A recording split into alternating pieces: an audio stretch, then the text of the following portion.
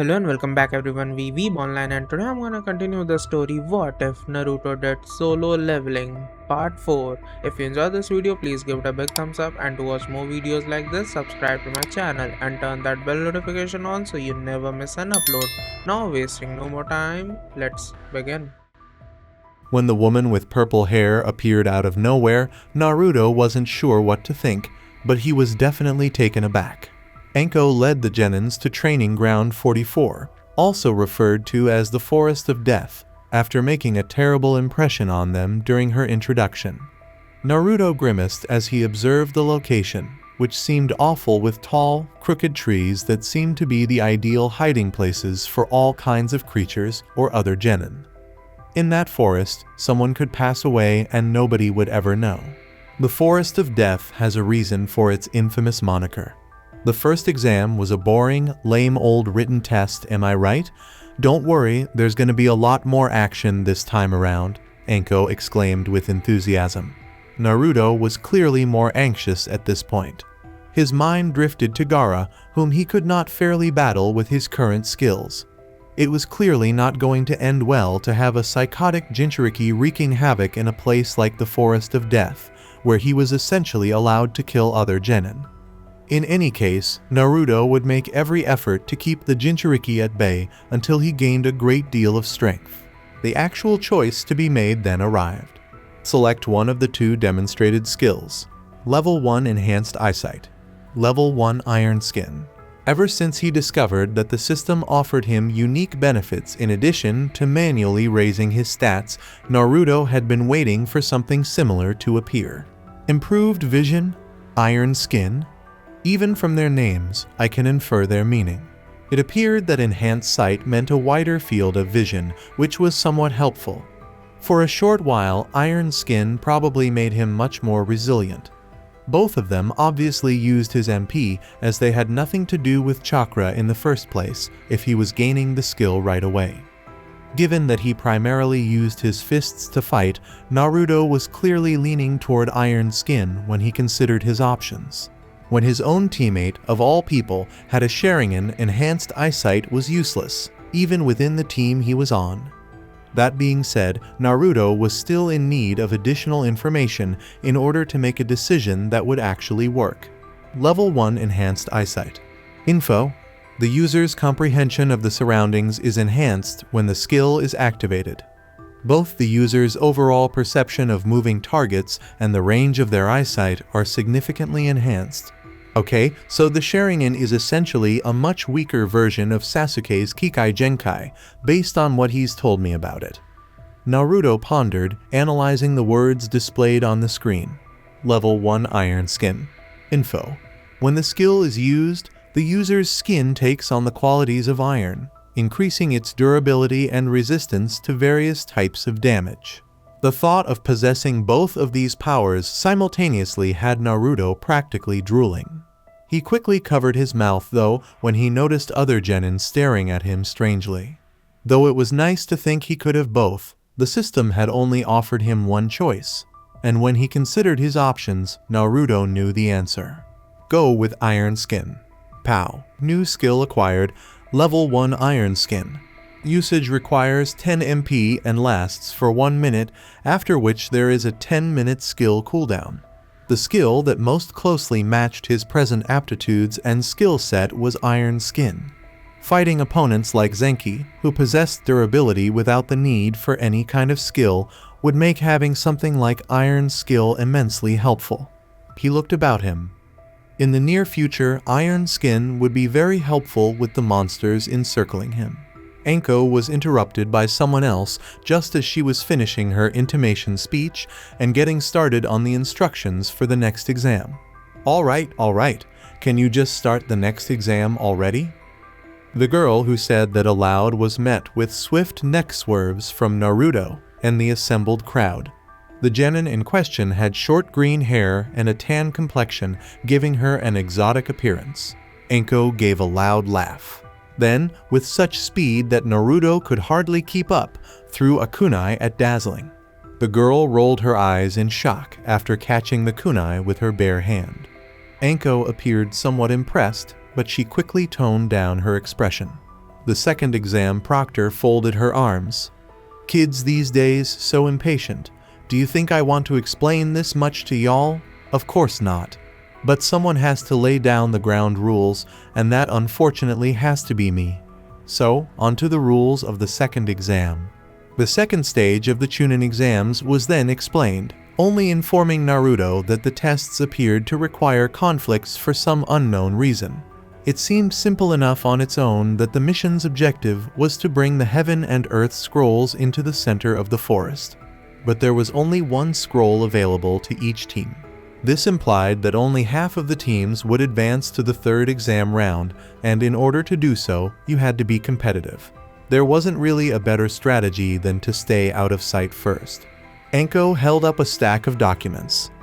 You'll have to sign this waiver, just for some assurances. The proctor placed the sheets on a table in front of the genin group, who approached it slowly. Hey, Blondie, move aside. Kuratsuchi moved past Naruto in her pursuit of the flyers. Though he was about a foot taller in his Ryuji form, Naruto was a little disappointed that he was now the same height as the girl. For a moment, he pushed the stray thought away, wondering why she would recognize him. Knowing that he was Ryuji would probably not be beneficial for her in any case, since he had virtually taken her mission away from her on his own. Sakura's extra pen was used by Naruto and the other members of Team 7 to sign their documents. However, it appeared that not everyone had a pen because more people started requesting Naruto's pen. The first to inquire was the girl with green hair. Oi, can I borrow a pen? After giving it to her, Naruto glanced into her peculiar, bright orange eyes. Sure. He glanced curiously at the genin who managed to catch the kunai that Anko had thrown with such ease. Take note. Noting. The observation was unsuccessful. No, the target is set too high. Not once more. Will player accept a condensed observation, in agreement or disagreement? Indeed. Call sign, Fu. Theme, the seven-tailed Jinchuriki. Working as a Takigakure genin. Level, HP 100,100, MP 100,100. Chakra, STR, how come? Bit, Dex, Int, Wise, Luck. Shell-shocked at the turn of events, Naruto just stood there. Upon casting the observation, he had presumed that the girl Fu would be a fairly formidable genin, akin to Rock Lee if not less. Who would have guessed that she, along with Gaara, was also a Jinchuriki? In the Chunin exams, there were 3 Jinchuriki, not just 1 or 2. There were a lot of monsters in the exams, even when you count Kuratsuchi in the pile. It would be difficult to win everything. As a result, I could think of only one answer. If they were all monsters, Naruto would only have to grow larger. Naruto trusted Sasuke much more with such important items, so he gave him the Heaven Scroll. To the rest of his teammates, Naruto said, "So, do we even have a game plan?" Yes. Our main goal is to enter the center with both of the scrolls correct. Meaning right now, we need the Earth Scroll. Therefore, we need to scout our enemies beforehand and find out who has the Earth and Heaven Scroll each. There would be no point in fighting a group with a Heaven Scroll after all, Sasuke replied, placing his hand on his chin. Naruto, we're going to take full advantage of your clones. Naruto gave a nod. Sure, it was a solid beginning, but its ability to hold up hinged solely on how strong their opponents were. The plan would go horribly wrong if the opposing groups with the Heaven Scroll had someone like Gaara, who was probably already killing people to the maximum extent possible by this point. We cannot allow them to identify Naruto as well, Sakura said, casting a contemplative glance in the blonde's direction. The clones can hinge themselves as something else while they scout and come back to me for reporting, said Naruto. His hands coming together, he conjured precisely 12 shadow clones, each of them traveling in a different direction. The clones, like some random civilian kids Naruto had seen, hinged themselves to keep someone from aiming a blow to a blonde brat who was in the forest with them. Naruto raised his head and peered at the sun. All right, I think it's time we... Pow! Warning, we've found bloodlust. Naruto hesitated. Sakura worriedly questioned, What happened, Naruto? Sasuke also appeared alert. It took Naruto a split second to realize that his eyes were already bloodshot. Naruto cried out, "Move!" for everyone to hear, and the wind let out a shriek from the treetops above. Thankfully, his early awareness of the situation prevented most of the windstorm that scratched and tore at his clothes. After the jutsu was complete, Naruto looked around him. Is everyone okay? Despite the fallen trees and broken ground around them, Sakura and Sasuke both gave loud cheers of approval. A masked genin stood atop a tree, his pale green coat and spiky blonde hair clearly visible against the haphazard tree line. The guy was obviously from Aimgakure based on the way he looked, and of course the headband he was wearing. He then assumed a stable crouch and aimed his stance directly at Sakura, who was not expecting it. Naruto yelled, "Sakura, move!" as he hurried over to his pink-haired comrade. We weren't expecting to be attacked so quickly. Naruto cast doubt on his thoughts. I have to get this over with quickly. Sasuke made an attempt to butt in as well, suggesting that he was thinking the same thing.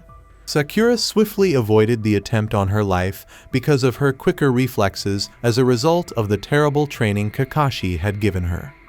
Even though I'm not as powerful as Sasuke or Naruto right now, I can still hold my own. Naruto sprinted full speed ahead of their foe. He used his kunai to deflect the shuriken that was thrown at him before launching his attack.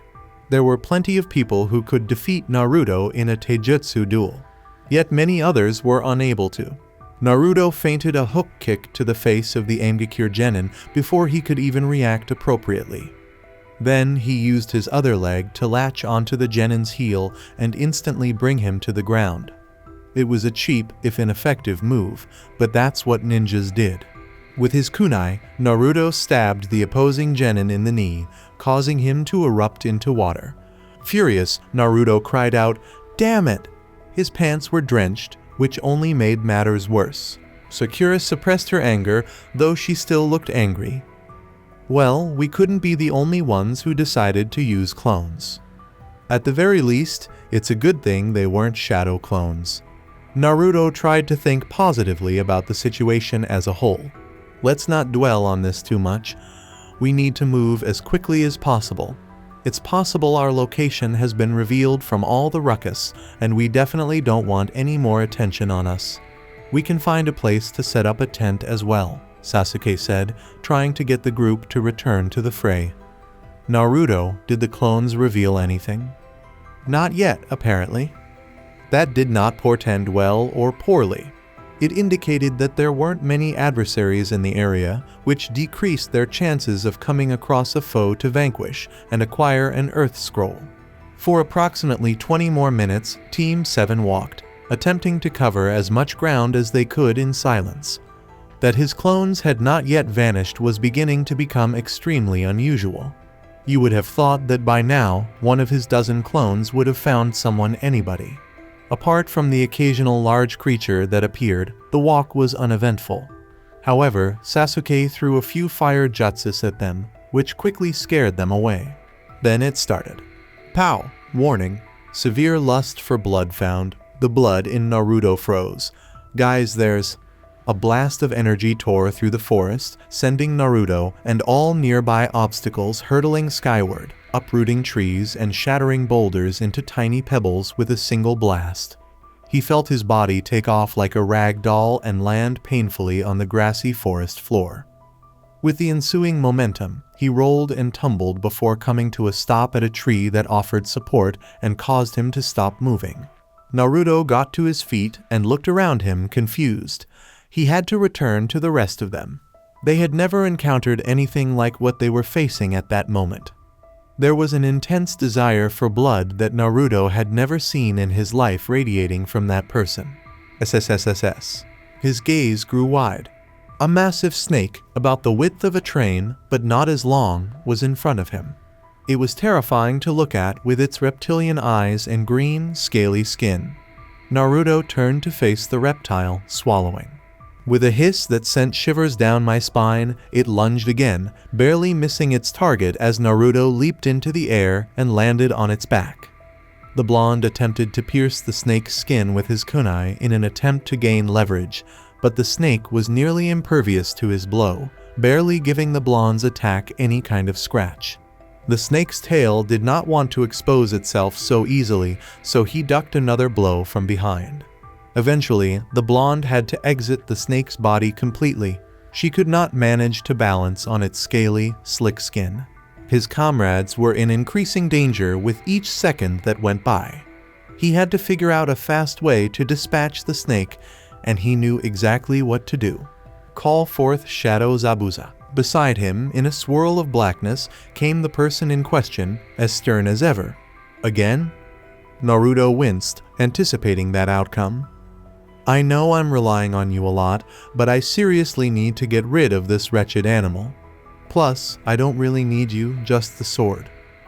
Sure, but make it quick, and you better not call me for another week, brat. Naruto lied through his teeth, saying, of course. He could not possibly refrain from calling upon Zabuza for a full week. Zabuza threw the sword to him. Normally, this would have been a breach of tradition to do. But considering I'm already dead, I don't really care too much anymore. Fantastic. Naruto skillfully caught the black Kubikurabacho, using both hands to wield the massive sword. He gave the approaching snake a big smile. Naruto bellowed, gripping the sword and bending down, "You shouldn't have done this, poor snake. It's time for execution." With all his strength, he pushed past the snake's fangs and up against its head. Heaving the sword down, he struck the snake in the head. With a single metal stroke, the metal sliced through the snake's skin like butter, decapitating the reptile. It was a graphic scene. The snake's body ruptured, spewing red blood and snake vessels that doused Naruto in blood as well. The genin placed his hand in his hair and brushed the blood from his face. "Listen, Naruto." At once, Naruto snapped to consciousness. Did Zabuza address him by his true name for the first time that occasion? Brat or kid are the only terms he usually uses, and for some reason, that always managed to irritate him. Zabuza had a grave expression. The snake summon is a technique not known by many. To the rest of the world, only 2 people currently know it. But I believe only one of those 2 would use it to kill genin. And if what I'm thinking is true, you and your teammates are in a whole heap of trouble. Who is it? Orochimaru of the Sannin. Sasuke felt the blood flow down his leg from his thigh, and he panted and grunted in pain. He was now facing the consequences of his careless planting of the kunai. "Fire style, art of the phoenix flower," exclaimed the boy with raven hair as he quickly completed the hand signs. The pale snake man dodged and turned through the jutsu, preventing even a hair from being burned by the bright orange fire as several balls of fire shot themselves at him. This guy is unlike anyone I have ever met. I'm obviously being played with, but why? What is his gain in seeing me through to the end? Sasuke frowned as he considered. At that moment, the only things keeping him going were the fear and adrenaline in his body. Everything else was incidental. He was going to make it through this by any means required. He glanced at Sakura, who was visibly trembling with fear, standing next to him. All emotion left her eyes, save for dread. Naruto could be of assistance to me right now. With reckless abandon, Sasuke launched himself backwards and threw his ninja wire towards the man, who showed no reaction to the attack. The enemy was encircled by the wire, which adhered to his body. With a quick hand gesture, Sasuke ignited a line of flames on the thin, chakra-conductive wire by catching its end with his mouth. Sakura appeared to have dealt some damage, and her eyes grew hopeful. And it all accomplished nothing at all.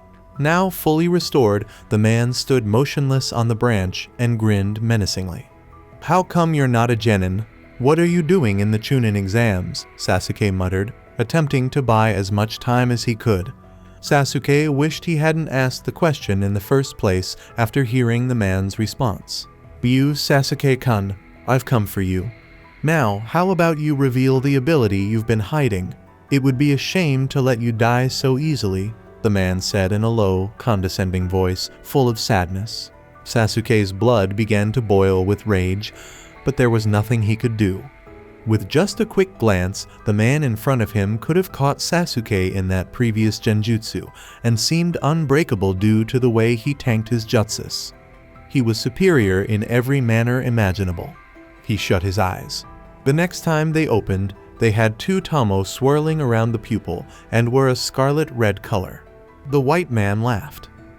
"Wonderful, the real show can finally start. I have to try to take my offense against him by surprise. I need to rely on my chances of getting an open hit on this man, because trying to stay on the defensive the entire time will only end in my death." The snake man was still motionless when Sasuke sent a chakra pulse to his feet and darted down the wide branches of the tree he was standing on. That would be his error. The Uchiha confronted him with a hook that was fatally blocked by a fist before he leaped over him and freed his hand. He tried a sweep kick now that he was on his opponent's backside, but it was skillfully avoided. After taking a step back to avoid being stabbed in the throat, Sasuke reached into his pockets. He immediately threw more than a dozen shuriken at the opponent after grabbing them. Simultaneously, he plunged one hand into a seal, supplying pure lightning to all the projectiles. After giving off a startled expression, the man leaned back at an unusual angle for a regular person, shinobi or not. Sasuke grinned. It wasn't just Naruto who picked up new jutsu under Kakashi's tutelage. It surprised him to find that he could work with lightning, but it was a good surprise, and he planned to make the most of it. He brought the shuriken back for a second chance at redemption by tugging on the strings that connected each one. The man vanished into thin clouds of smoke. A round of applause reached Sasuke from behind. It was the familiar voice, full of menace. Good try, Sasuke-kun. I'm truly impressed by your versatility. It's a beauty to the eyes. But I'm afraid that this charade is over." A jab to the back of Sasuke's neck caused his vision to dim. Itachi. Gazing at the Uchiha's unconscious body in front of him, Orochimaru grinned broadly. Yes, his body will be useful. He only needed to apply the mark, and everything would be irreversible. At last, the cherished Sharingan would be his. However, who was this girl that was trembling and holding a kunai in front of him? Who gave a damn? The girl was smacked into the undergrowth at the base of the trees by Orochimaru after she swatted the kunai away. Whether she was dead or alive didn't change his plans after all. She was nothing more than a bother, someone who didn't require his attention, and someone he would prefer not to murder for the sake of time. An ant amid the giants in the room. However, Sasuke is the opposite. Orochimaru gave a chuckle. His plans were coming together quite nicely. Hey, snake freak. One more annoyance. Without even looking at him, Orochimaru called forth one of his snakes and swung it in the boy's direction. That would definitely be sufficient for the kill. I said, "Hey, you're really starting to piss me off, Orochimaru." At last, the legendary Sannin gave the boy a quick glance. Ripped orange garments and blonde-covered yellow hair. Not a fashionable appearance. The most unexpected thing, though, was the big, flawless black sword he was carrying on his back. Orochimaru smiled. It's time to kill someone. With a look of pure hatred, Naruto stared down Orochimaru of the Sannin, seeing only the unconscious and hopefully not dead bodies of his friends. With one hand, he struggled to hold the impossibly heavy sword on his back, but he managed. Is Orochimaru really that pale freak masquerading as him?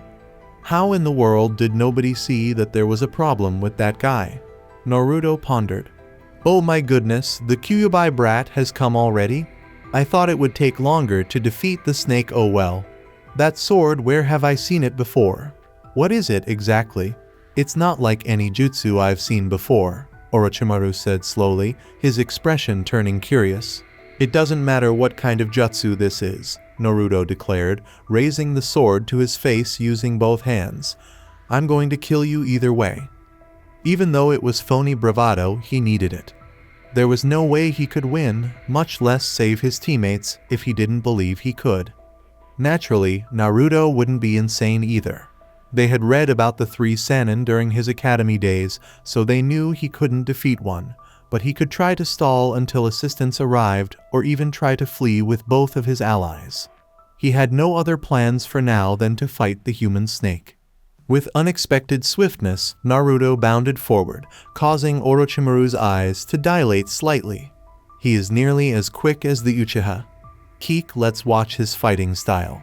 Naruto would later add that Orochimaru simply grinned broadly and rather eerily as he easily deflected Naruto's punch and then slithered away from the follow-up kick as though his body were made of rubber. He was not retaliating in kind.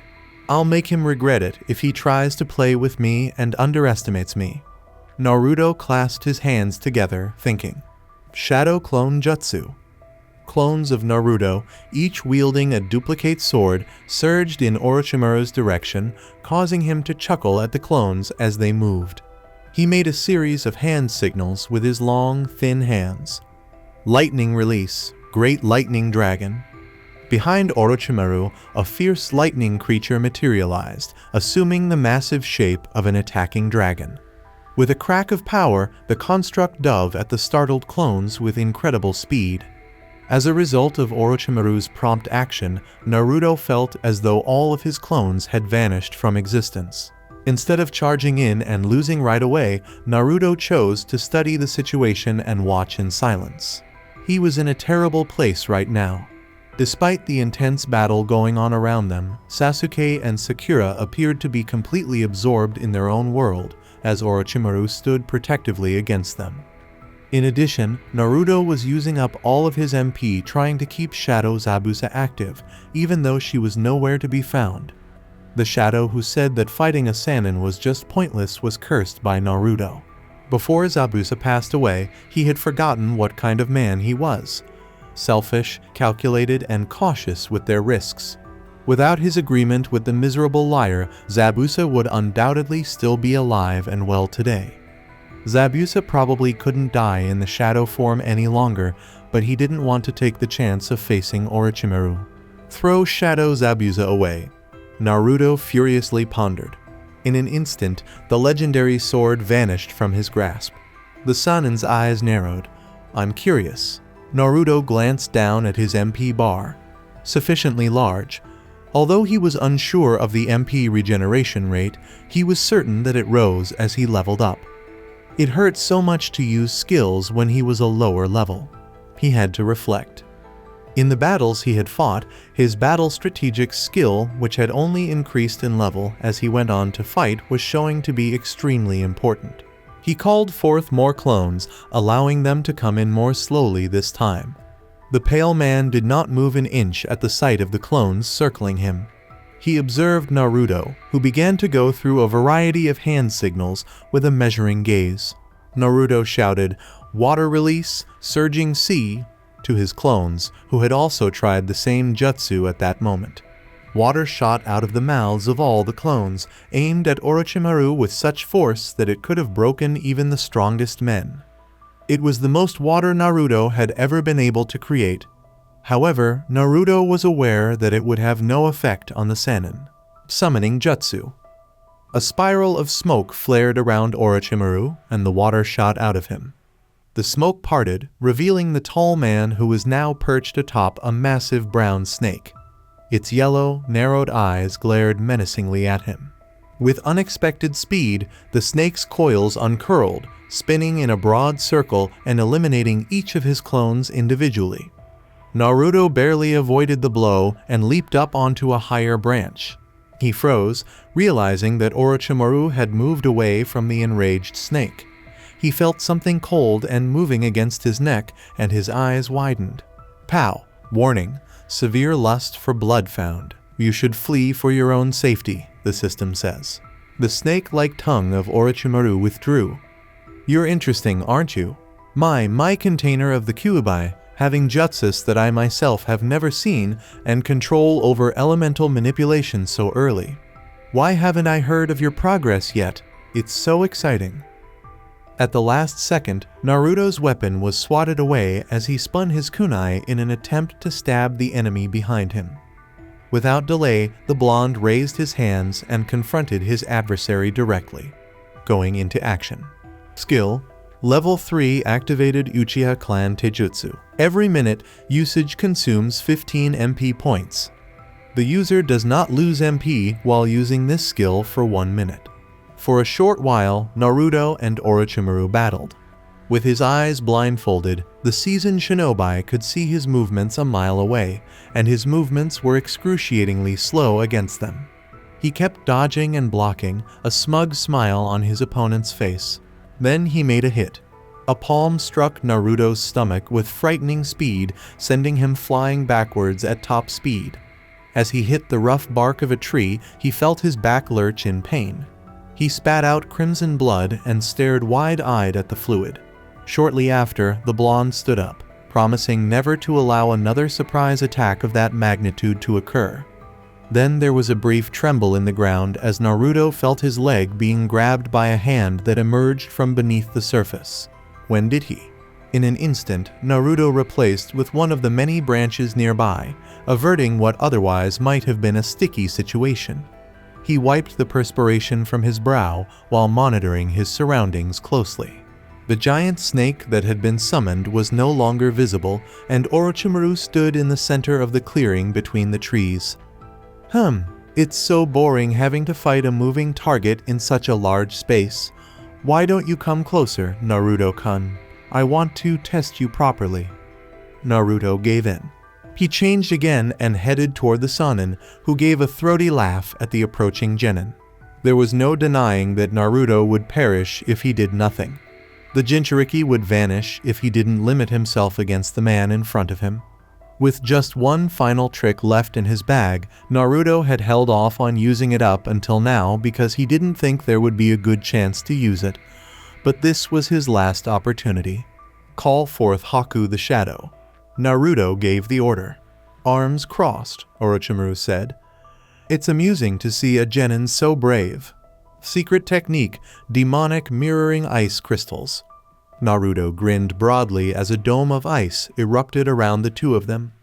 Haku had done exactly what he wanted him to do. He had used his technique right away. As Naruto saw the reflecting mirrors surrounding the two, he felt a wave of memories rush over him. There was an image of a shadowy figure in each mirror that could only be Haku. It was the first time Naruto had seen true surprise in Orochimaru's eyes since the battle began. In fact, he appeared completely perplexed. Naruto wasn't exactly mad at him, he would have been just as confused. With glowing eyes, Orochimaru questioned, "This jutsu, another one that I don't recognize. What exactly have you been hiding, Naruto Uzumaki?" Ice? Spectacularly done.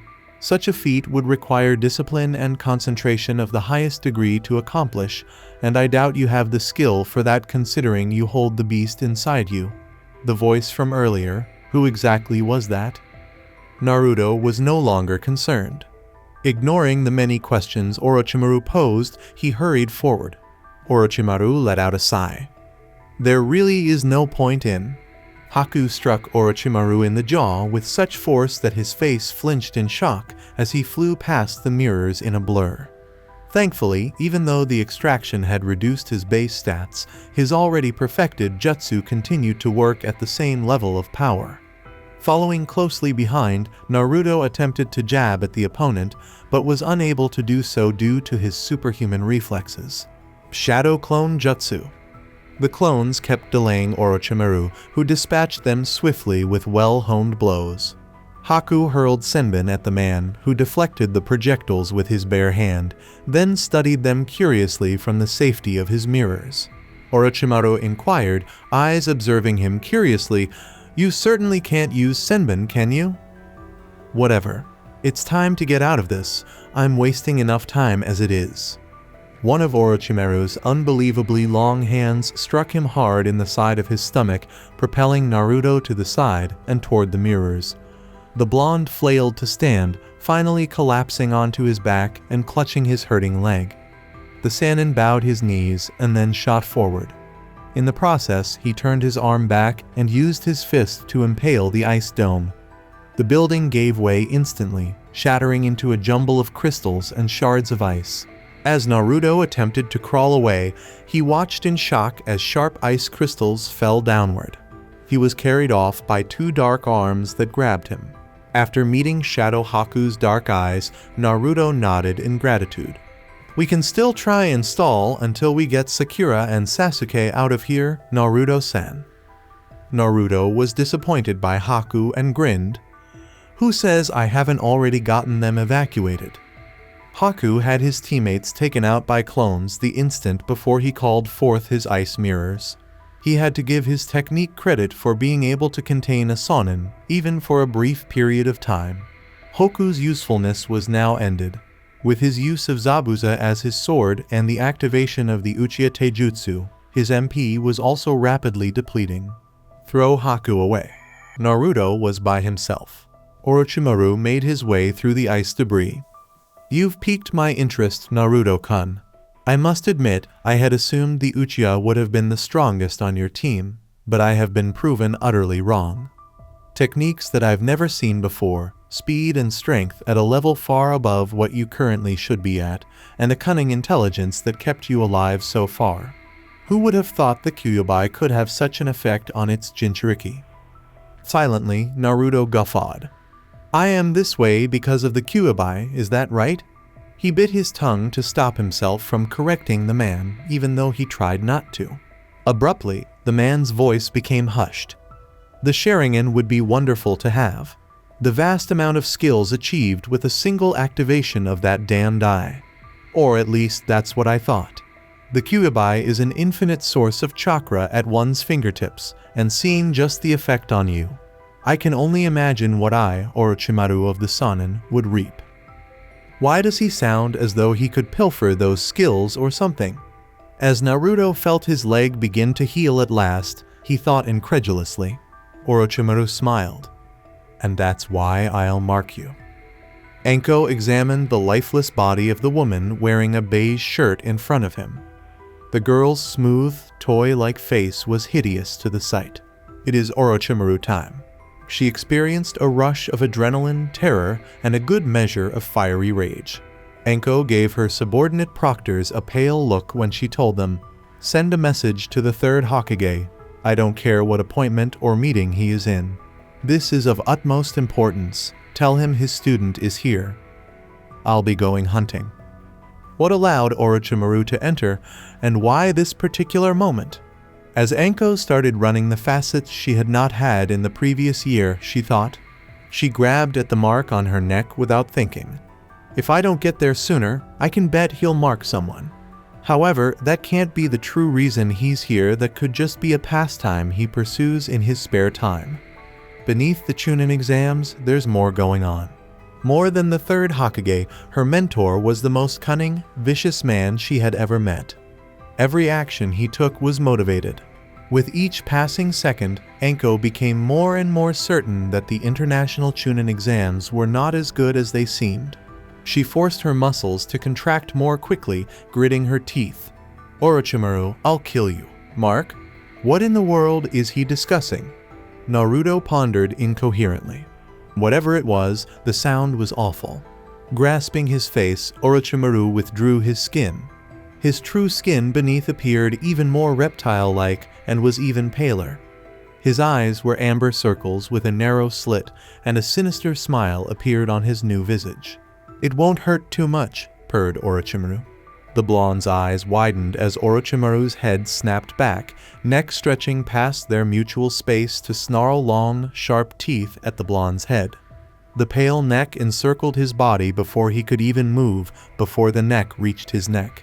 To his ear, Orochimaru whispered, "This was originally supposed to be for Sasuke. But your performance made me change my mind." Just as Orochimaru spoke, Naruto's mind raced at 100 miles per hour. "He will spit me out.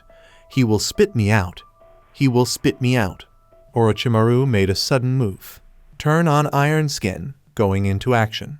Skill: Level 1 activated Iron Skin skill. Usage requires 10 MP and lasts for 1 minute, after which there is a 10-minute skill cooldown. With a frenzied sense of anticipation, Orochimaru bit down, picturing all the power he would possess once he held the Kyuubi. Thud. Again, he attempted to bite down. Thud. With all the energy he still had, Naruto tried to hide his smirk before reaching for his kunai and making an attempt to cut the extended neck. With a frown on his stark white face, Orochimaru stepped back and studied the blonde's neck with curiosity. "You never stop surprising me, do you?" Orochimaru questioned in a light-hearted manner. There appeared to be more desire in his eyes. "It's no fun when prey doesn't struggle, so I thank you for the hard work you've put so far. It only makes the inevitable more satisfying after all."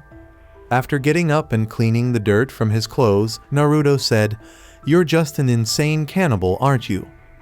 It's no wonder you were kicked out of Konoha if you're so desperate to eat little kids." Orochimaru scowled at his insignificant antics before his expression abruptly brightened. Fire release, dragon fire technique.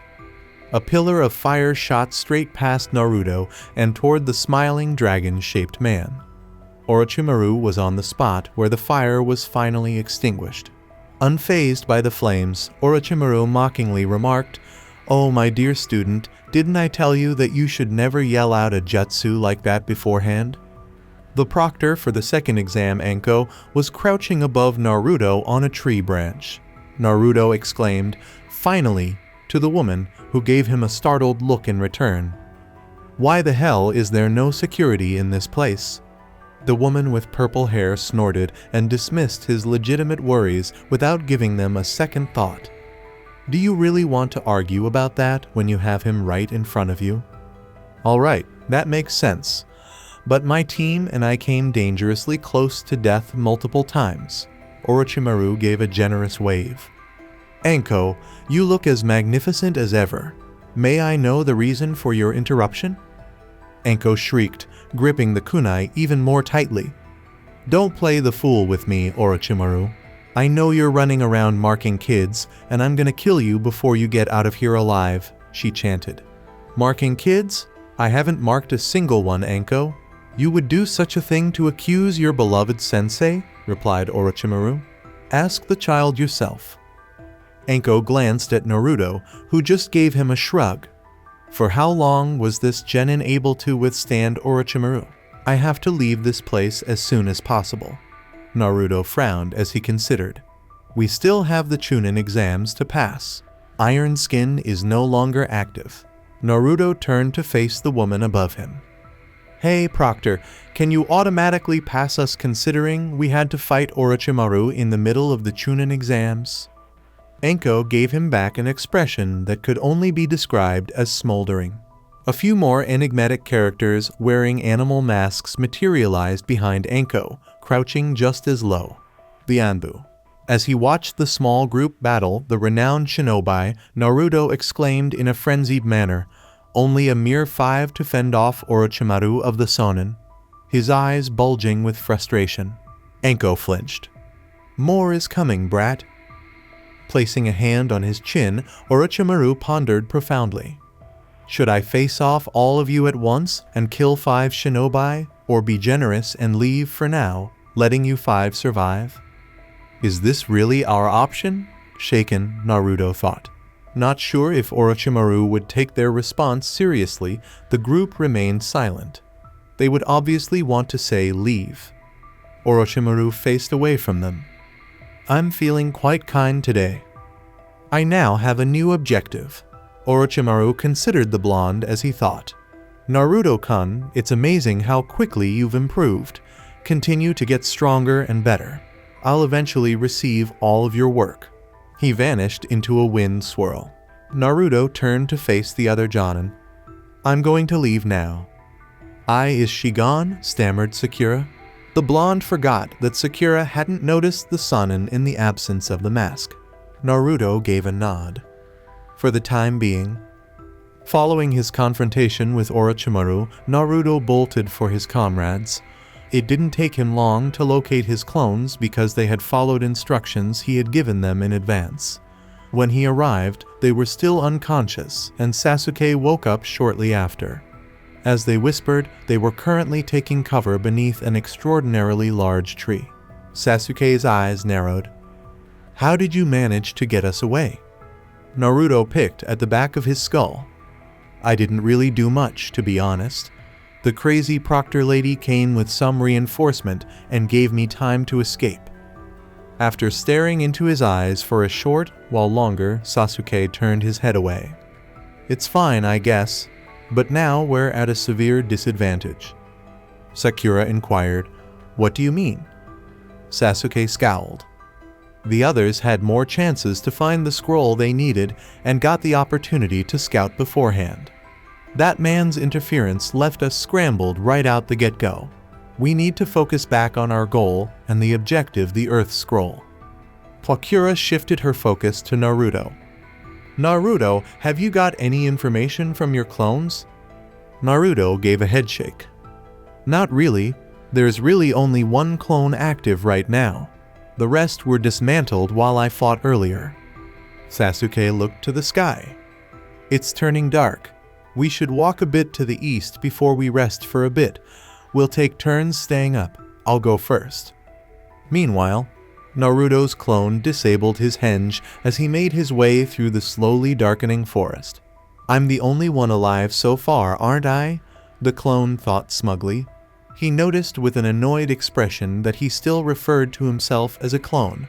He was Naruto, clone or not. Naruto. The blonde traversed from branch to branch, looking around for anything to scout to the boss.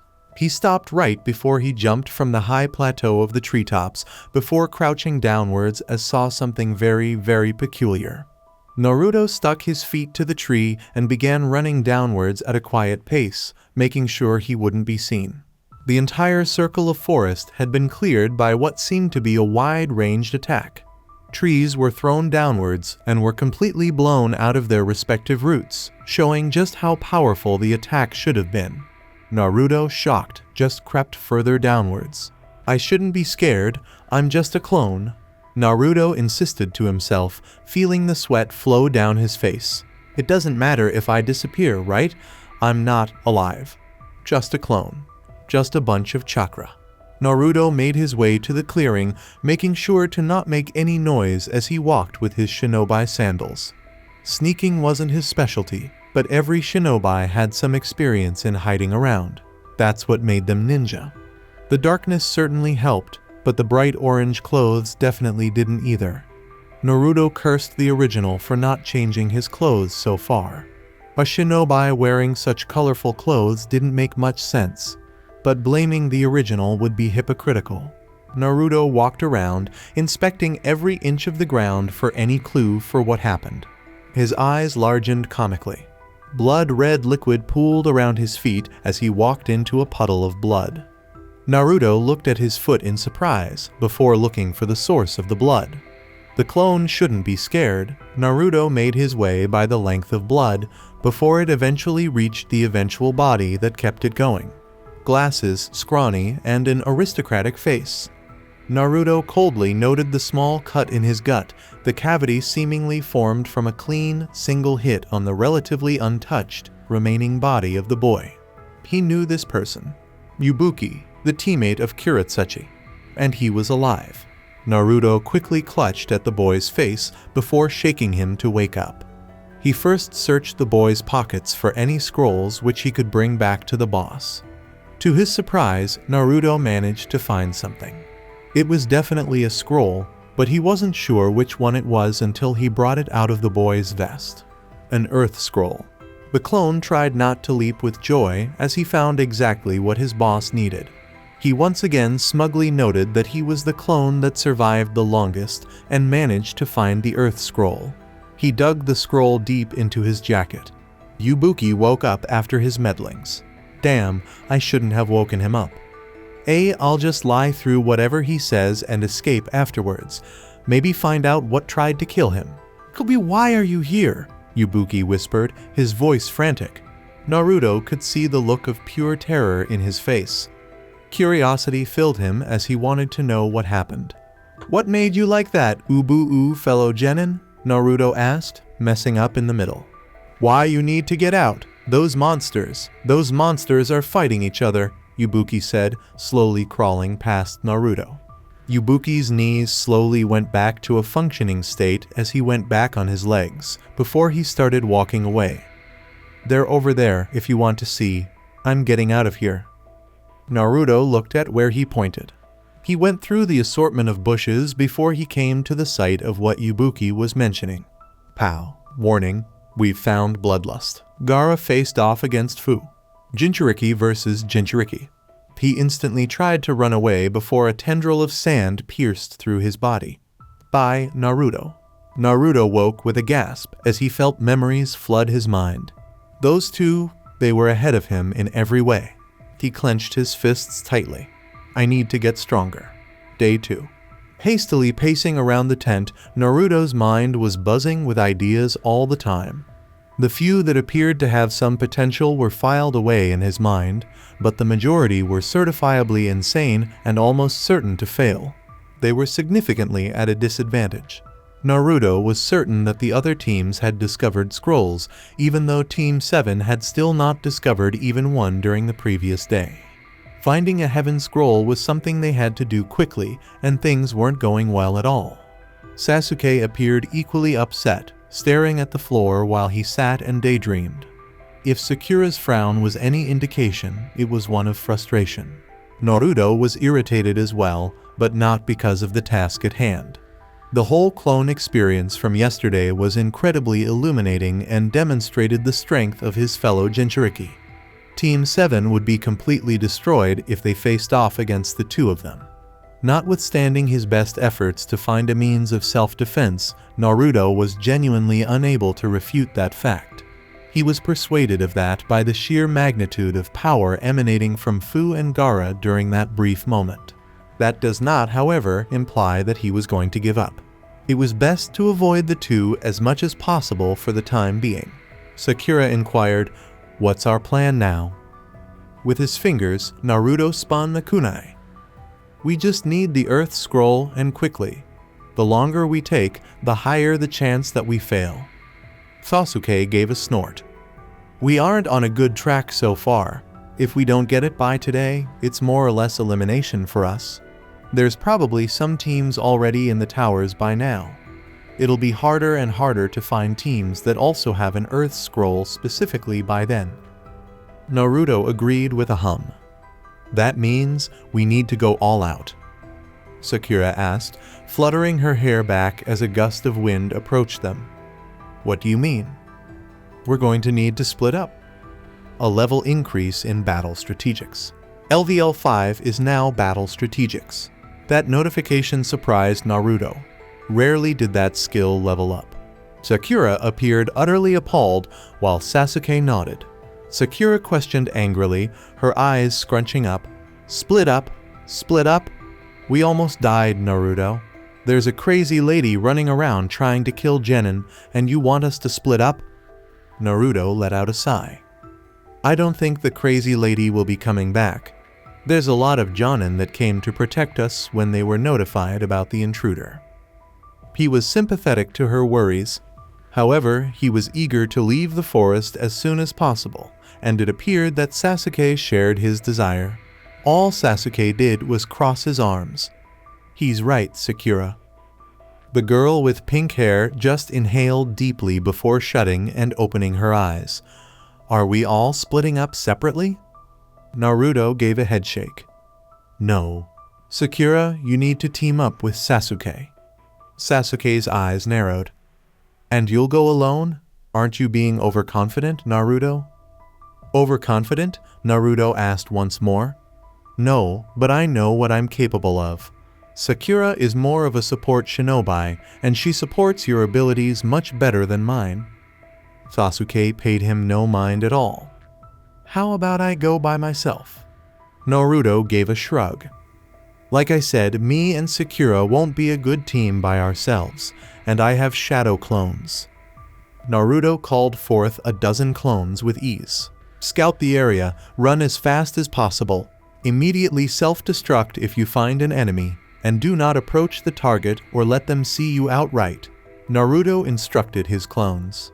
As one, the clones exclaimed, "Yes, boss." Naruto's clones scattered, and he turned back to his allies.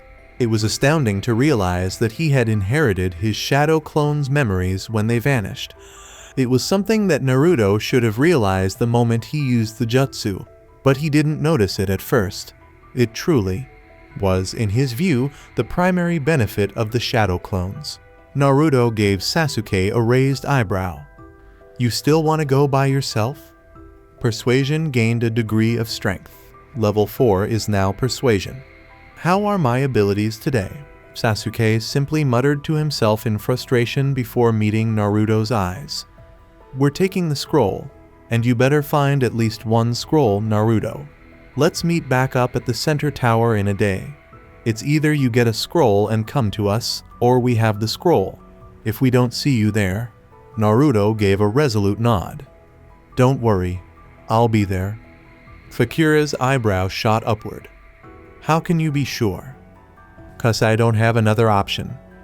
Whatever it took, he was going to locate the Earth Scroll.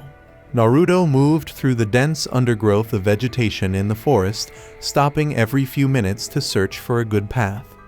Due to the vastness of the forest, he sought to maximize contact with the other groups without putting himself in danger. A few of his encounters involved strange creatures attempting to harm him rather than other shinobi. Luckily, a few blows caused them to flee. Just as he was beginning to lose hope, he noticed a flicker of blacken from the edge of his vision. Without further ado, Naruto stopped and cowered behind a big tree, making sure that no sound came out of his mouth or movement.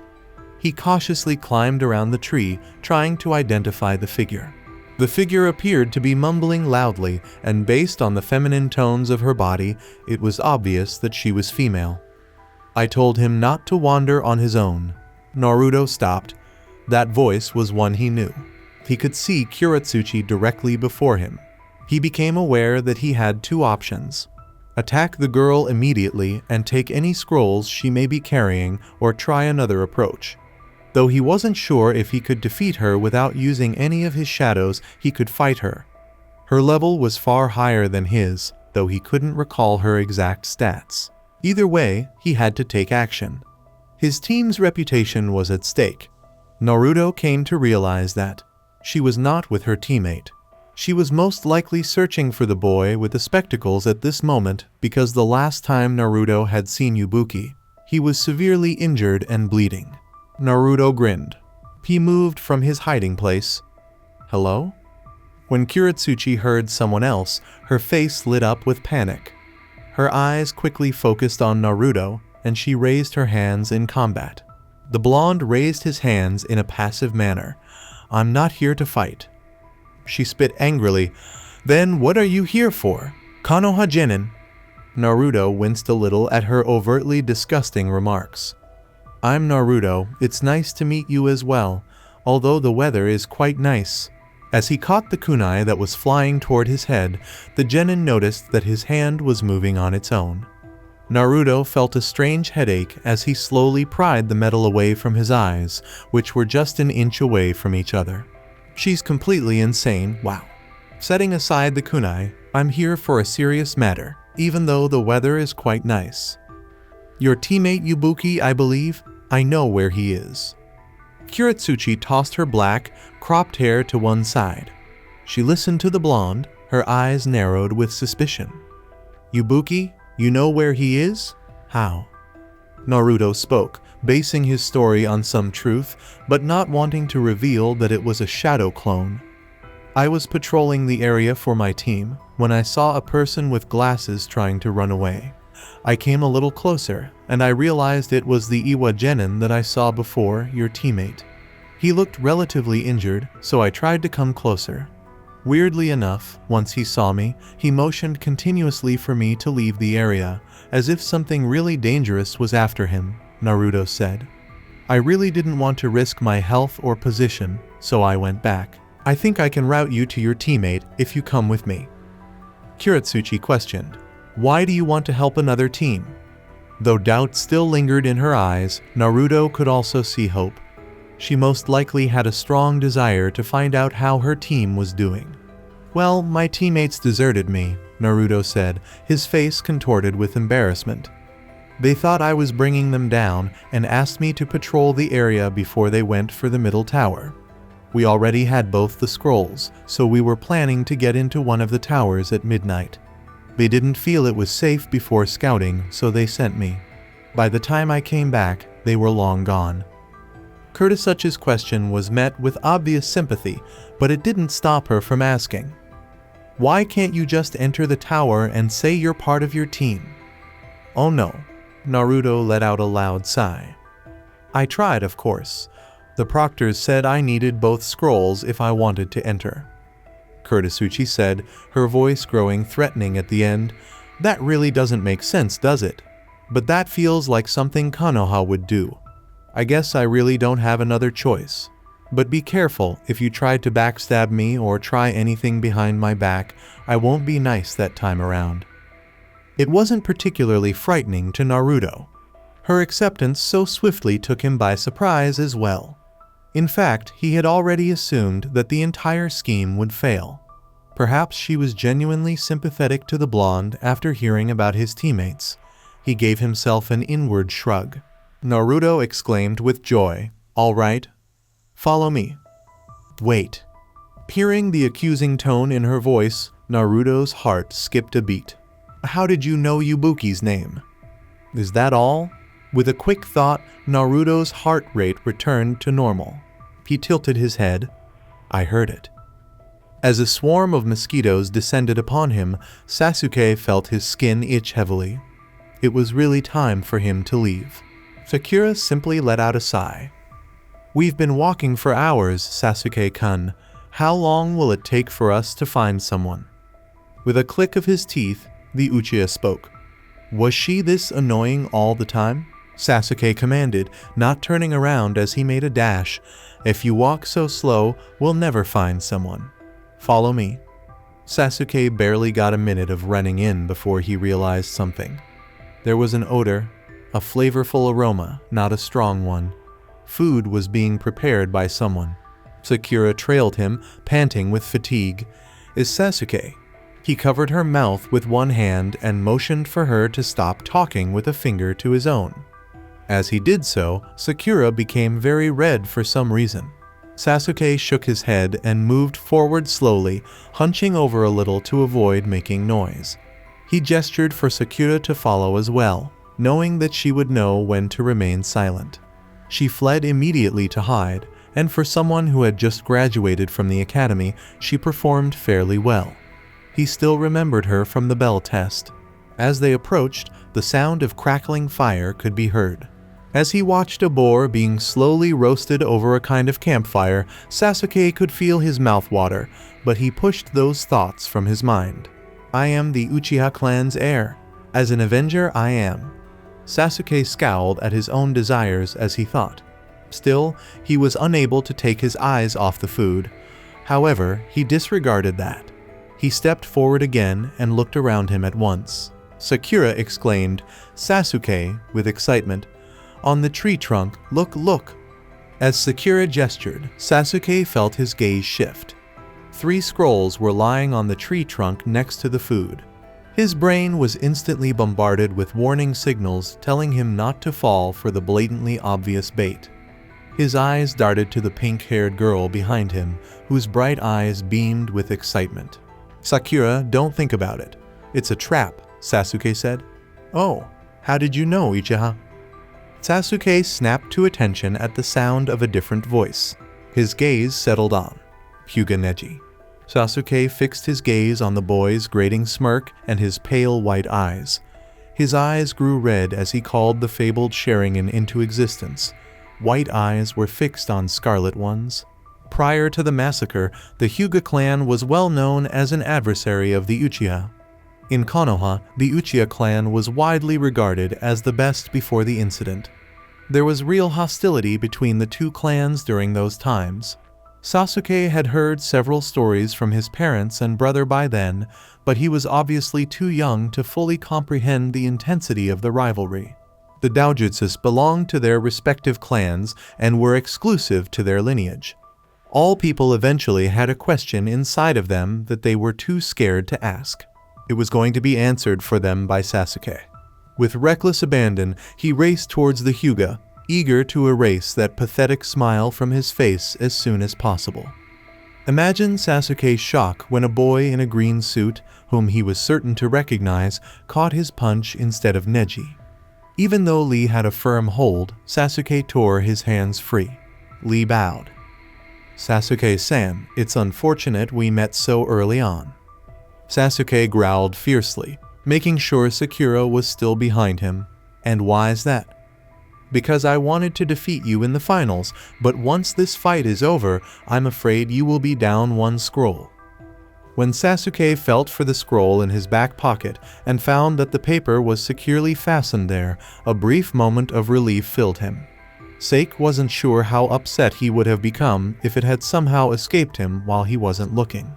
If they had misplaced the Earth Scroll and Naruto had arrived at the tower carrying the Heaven Scroll, it would have been a terrible and humiliating event. That was not going to happen with him. Sakura shuddered at his side. "Sasuke, what do we do?" Sasuke knew better than to let Lee and Neji stand in front of them in a casual manner. They were mentally getting ready to go at any time. Despite Kakashi's training, Sasuke knew he had no chance against the two of them. Lee was the first to speak. "Please, give us the scroll, Sasuke-san. I'd like to prevent any fighting between us, as we are both from Konoha after all." Sasuke simply scoffed. He observed the boy's gaze as he spoke to Sakura. "Over my dead body." Neji chuckled. "Well, that won't be too hard." Anger began to seep into Sasuke's veins. Though he knew it was part of Neji's strategy, he also understood what he was aiming for. Neji was deliberately trying to enrage him in the hopes that Sasuke would act carelessly. That was not going to get on his nerves so easily. Sasuke assumed his own position. "I'd like to see you try." While Lee appeared contrite, Neji's smile kept getting bigger. "All right." Without another word, Neji charged forward, attempting to stop the Uchiha as quickly as possible. Lee remained in the background, certain that Neji would prevail in the fight whether or not he intervened. From what he had learned from his previous battle with the Uchiha, he was woefully short in certain areas. Sasuke would repeatedly wipe the floor with Neji Hyuga, the one opponent he rarely defeated. However, that was prior to Sasuke receiving his training. The boy with the raven hair was aware of his shortcomings and had spent a lot of time working with the team's resident Jonin to improve them. And here was this cocky bastard attempting to take him on head-on. Sasuke's Tamo in his eyes began to spin like a vortex as soon as the Hyuga moved. The first palm to try to get past his defenses was swept aside in an instant. With a defiant spin, the Uchiha aimed straight for Neji's liver. Neji attempted a kick of his own after using the side of his arm to push his leg down. Sasuke dropped to a crouch and let the kick sail past his shoulder. He took a step back and reached into his pockets to pull out several shuriken. With lightning speed, he charged the weapons, making the metal objects cackle with energy. With terrifying speed, he threw them at the Hyuga, who appeared stunned for a moment before grinning. 8 trigrams, palm rotation. A sphere of chakra materialized out of thin air, encircling the Hyuga closely and bouncing off the glowing shuriken as though they were made of dirt. Sasuke simply grimaced. The Hyuga, of course, possessed their own jutsus. Because of his own conceit, Sasuke had misjudged the clan, which is what caused the unexpected circumstance that transpired. He was aware that their taijutsu could totally disable chakra, but he was unaware of any of the previous jutsu. Like the Uchiha, they seemed to have kept some things under wraps. Neji immediately stopped using his jutsu. "You see, Uchiha? That's the difference between me and you." Significant. There is only one jutsu. Sasuke frowned slightly on the outside as he thought to himself. The white boy assumed a combat stance once more. "Now, how about we end this hole?" The ground shook beneath them and everyone on the temporary battleground froze. Even Lee, who was occupied conversing with Sakura while their individual teams engaged in combat. What was taking place? The actual earth itself was trembling, but why? "All of you will die." Though it was quiet, the voice cut through the others like an arrow. "What pressure is this anyway? It makes me think of Itachi." Shocked, Sasuke thought. The new arrival, who was standing on a nearby branch with his arms crossed and his eyes closed idly, was whipped by Lee, Sasuke, Sakura, and Neji. His pale skin contrasted sharply with his red hair. Before him, sand rose, the ground beneath the boy turning into more sand as it came to life and began to levitate, ready to serve its master's will. After drawing his kunai, Sasuke charged it with lightning chakra. This gives me a bad feeling. As he strolled through the forest with Kurtasuchi, his best friend, following closely behind, Naruto casually whistled. She looked around her every other second, doubtfully asking, "Are you sure we are going the right way?" Naruto gave a fervent nod. "Of course, my memory is impeccable most of the time." Kurotsuchi simply chuckled tensely. He resumed whistling. The reason Naruto was amusing the girl behind him in the first place was because he was positive she had a scroll. Nevertheless, he was also reluctant to confront her directly. Her skill level was comparable to that of Lee and Neji, two opponents he was most definitely not confident he could defeat without the assistance of either of his shadows. All the blonde wanted was a chance to trick the girl and get away with the scroll unscathed. Nor was he willing to suffer an injury in the absence of any support from his teammates. What would happen if he suddenly lost both of his legs and no one was left to support him? The idea made him shudder. Naruto bellowed, "We're getting closer."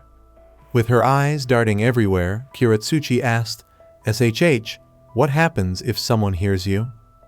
Uzumaki laughed heartily. "Who the hell would be lonely enough to find us here in this huge forest? I'm here." She appeared, a tan girl with even stranger hair and bright amber eyes. "Phew," Naruto exhaled, silently kicking himself for being unlucky. The girl toppled over onto the nearby ground. When Naruto last saw Ibuki, he forgot everything he had seen. The normally stern boy appeared scared for a reason. Fu looked at them appraisingly and said, "Oh, you know my name? I guess I am a bit popular. Hey, you both look pretty strong." "Let's see, you guys look strong, and I'm really bored.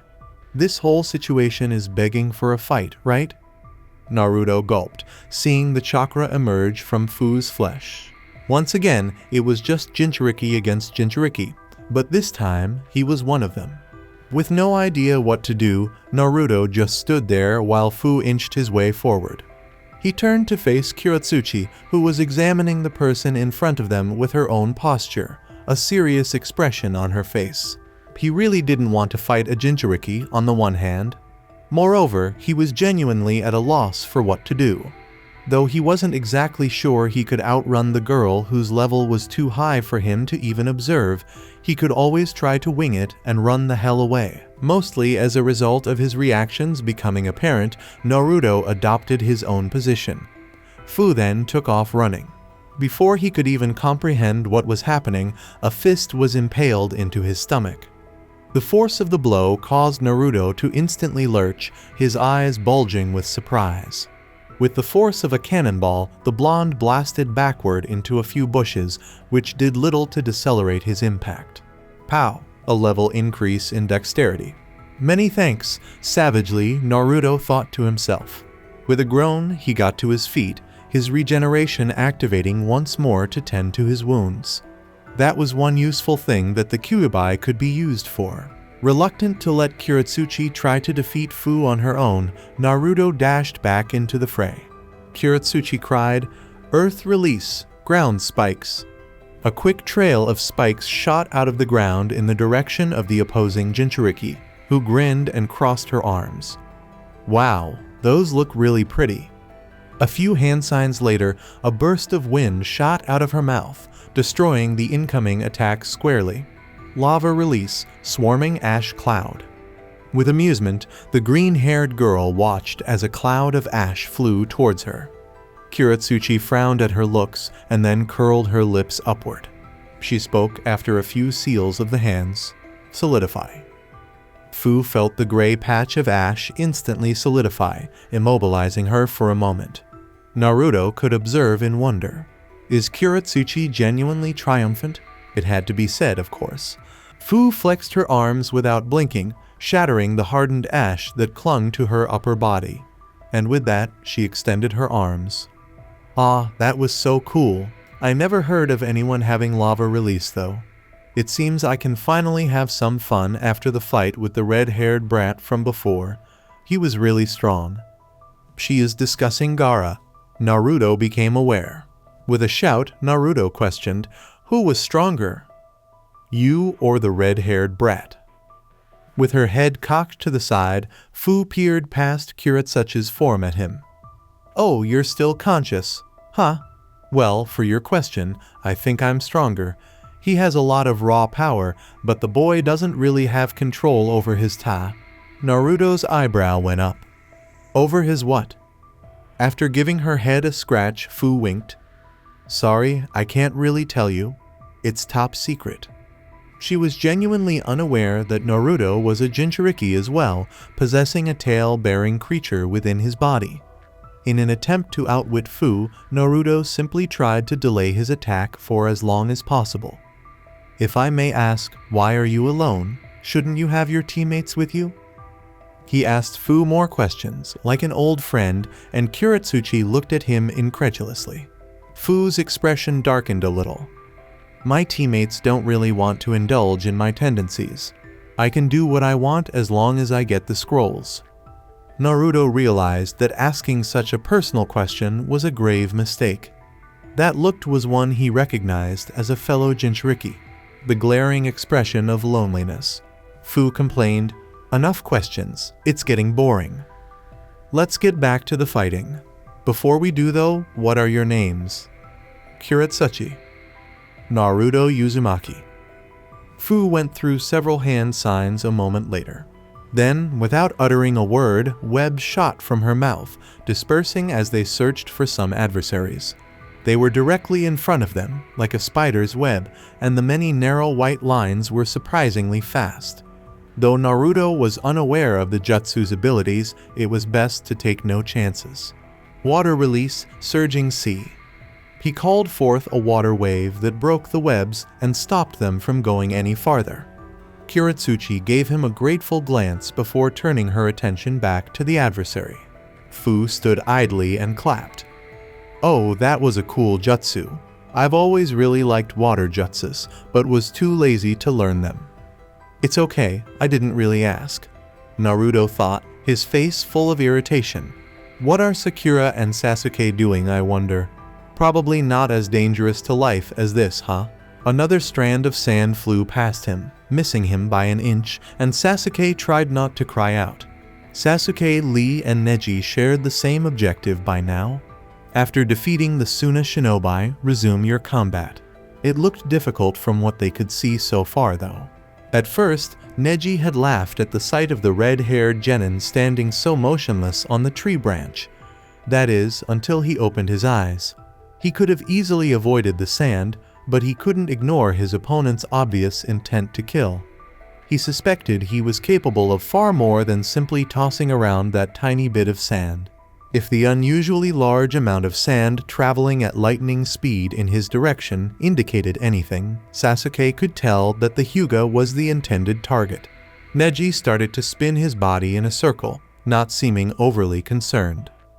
8 trigrams, palm rotation.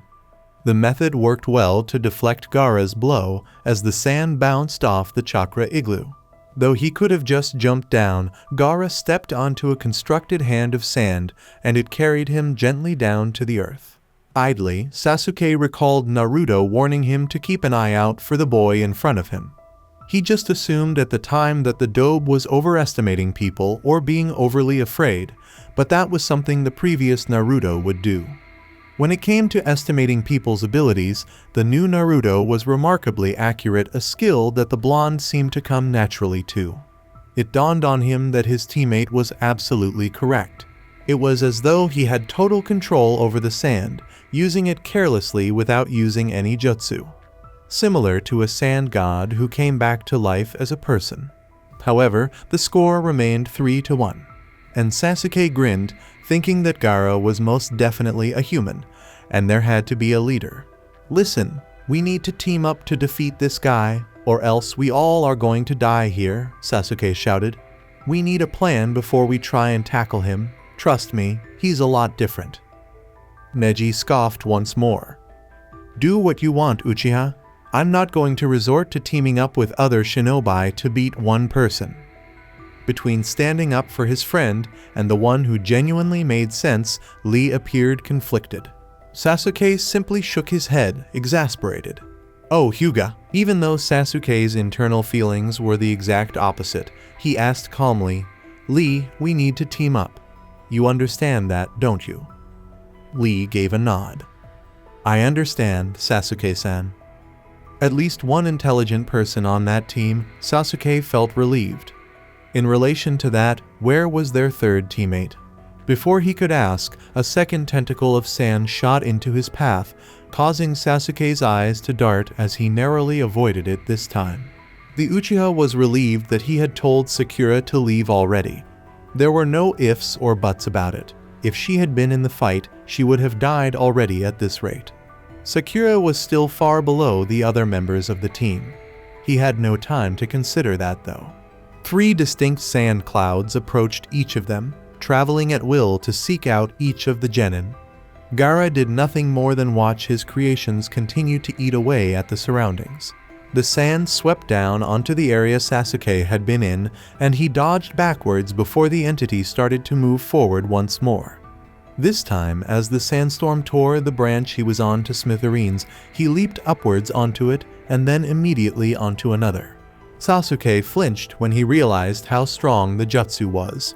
Since his Sharingan was the only thing keeping him alive right now, he was grateful for it. Lee was born with the ability to avoid all of the sand, which has kept him alive thus far. Neji was swift and could see every angle the sand was coming from thanks to his Byakugan. Furthermore, he would easily end the attack with a palm rotation if the sand ever got too close. But they could not launch an offensive while the sand trailed behind them, and they most assuredly could not prevail in a fight without striking first. Gaara did not even move when Sasuke threw a charged kunai at her, as a layer of sand moved forward to completely block the strike. "That broken jutsu, what the hell is it?" Gazing at Gaara as he ducked under the sand, Sasuke said. Sasuke realized that it wasn't too difficult to get past the sand. It seemed as though taking on 3 of Konoha's most skilled genin was more difficult than facing the creature in front of them. Coldly, Gaara exclaimed, "Why don't you stop moving?" "What a silly query," Sasuke pondered. He gestured in Lee's direction, indicating the boy with red hair. Lee gave a nod of comprehension and then gestured to Neji as well. Lee was surprised to find that the Hyuga was paying attention.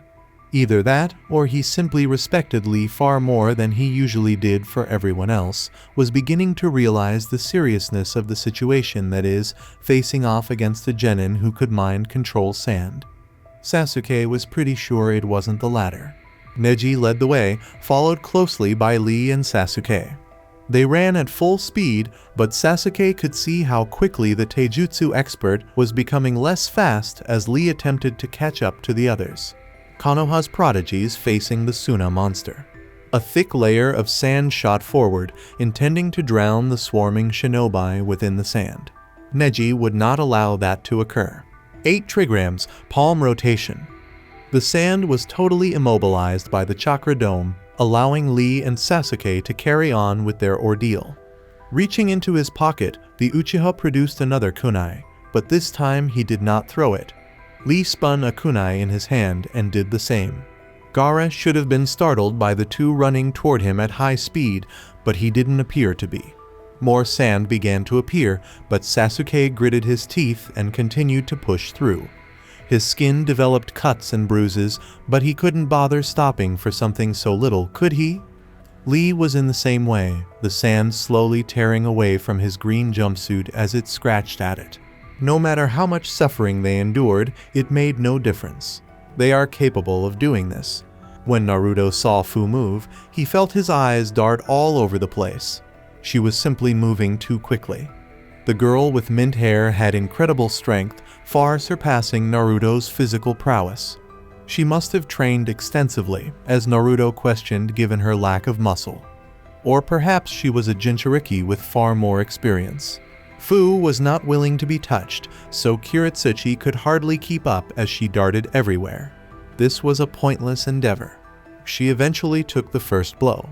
"Kiritsuchi!" was Naruto's warning cry. Before the girl could even react, Fu charged at her with such speed that she was kneed in the right shoulder and forced to the ground with a grunt. No, it couldn't have happened that quickly to render her unconscious, can it? Fu just gave this evil smile. "Now that's how they're supposed to go down. Now's your turn, blonde boy." Naruto was aware that attempting to battle the girl in front of him would be futile. She was better than him in every way because she was a trained Jinchuriki. It wouldn't really matter if he managed to surprise her by calling upon Zabuza or Haku. Fighting those with comparable regenerative powers was unfamiliar to him. Really, he didn't have anything left in the bag to beat the girl. The only thing left to do was attempt to persuade her. That is, to put an end to fighting.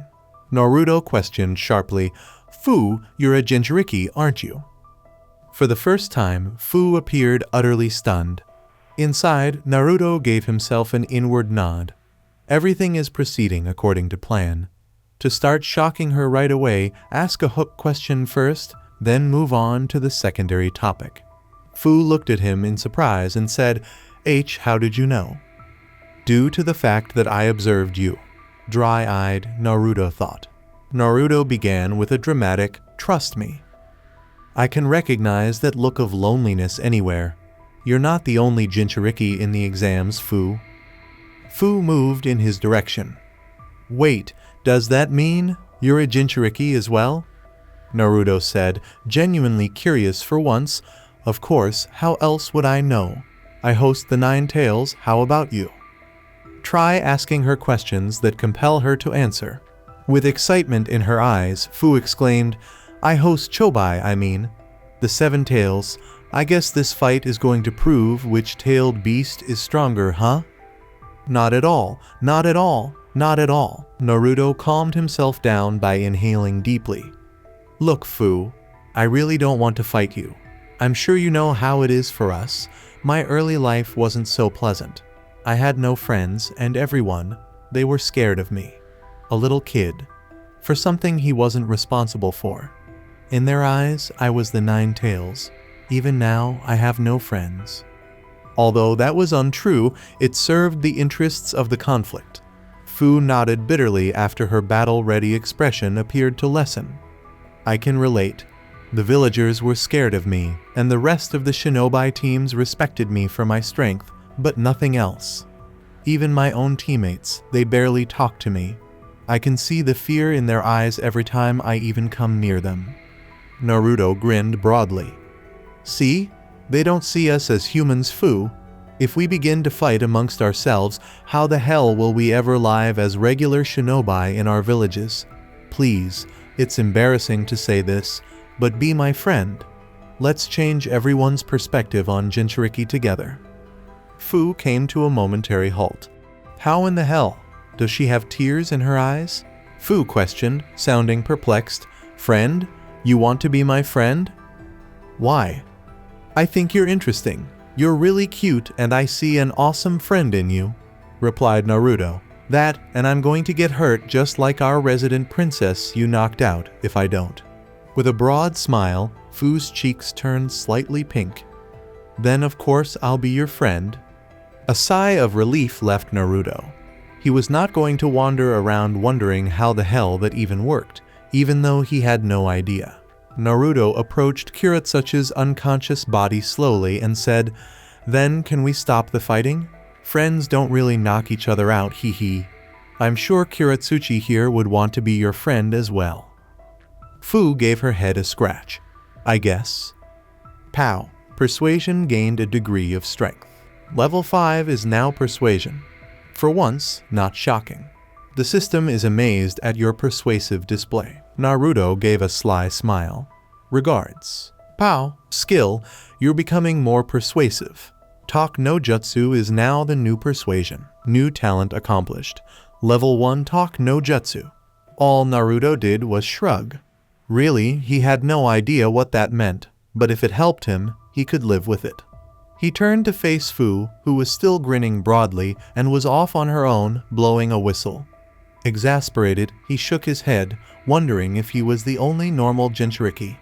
In all honesty, he was unable to say that either. Naruto was fairly certain he was the only one who could communicate with him through a floating blue screen. He turned to face Kuretsuchi, who remained unconscious despite Naruto's efforts to raise her into a seated position. Naruto winced as he saw the bright purple bruise on her shoulder. Yes, that would be extremely painful, particularly for someone who does not possess a tailed beast within. Hey, Fu? Fu's ears perked up. In an attempt to rouse the unconscious person, Naruto patted her head and inquired, "Why did you refer to the seven tails as Chobai?" Fu asked, equally perplexed, "What do you mean? Why wouldn't I refer to Chobai by her name?" Naturally, Naruto's eyebrows shot upward. They have names? Of course, they've been living for centuries, you know. All of the tailed beasts have names, or at least, that's what Chobai tells me anyways. There was a major problem with what she had just said. Naruto was astounded by what he was hearing.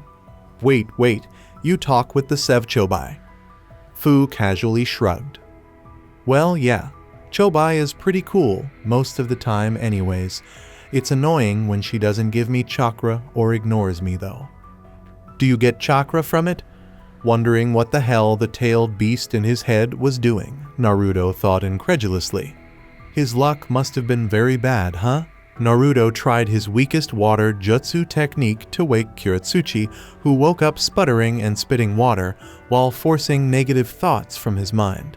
Her eyes were wide with fear, and then she looked at the lone girl with green hair nearby, not that there were many really. She got to her feet hurriedly, her hands already making hand signals. Earth release, mud SLA.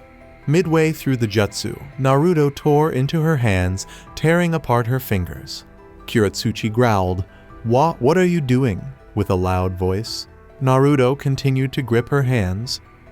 Fu is on our side now, meaning there's no reason for us to fight anymore. Oh, our side? How would she be on our side? Not that Naruto knew either. We found out we have similar interests, I guess. Kuretsuchi would not accept it at all.